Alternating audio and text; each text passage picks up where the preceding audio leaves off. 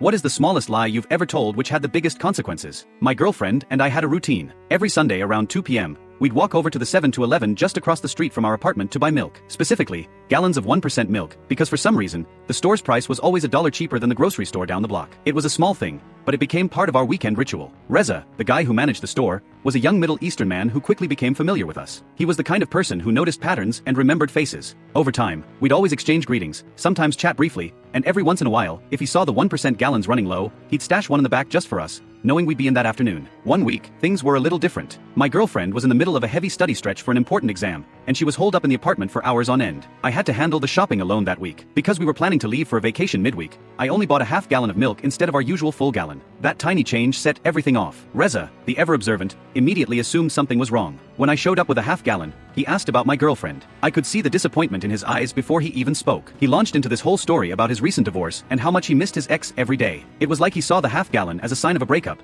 and his empathy kicked in full force. I wasn't about to explain the whole study schedule or our upcoming trip. I just nodded along, feeling bad. So I didn't correct him. I didn't want to ruin that moment or make things awkward. It felt easier to let him believe we'd broken up. When I got home, I didn't mention it to my girlfriend. I didn't want her to think I was some kind of jerk who was messing things up. So I kept quiet. 2 weeks later, my girlfriend was working a weekend shift to catch up from our vacation, so I went to the 7-Eleven to pick up milk again. I grabbed a gallon this time, but when I saw Reza watching me, that old feeling came back. I didn't want to disappoint him again, so I put the gallon back and grabbed a half gallon like before. Reza looked dejected, but he tried to be encouraging. He said things like, "It gets better," and "hang in there." He even offered to grab coffee sometime if I wanted to talk. I politely declined, but his kindness stuck with me. I knew this lie was starting to snowball. From that point on, I made a conscious effort to buy milk only when my girlfriend wasn't around. I told Reza I was starting to work out, so buying gallons of 1% was justified. Every visit, we'd chat briefly, exchange vague updates about life, and then go our separate ways. I kept this routine up for weeks, juggling the story between Reza and my girlfriend. But one day, she decided to go to the 7-Eleven alone.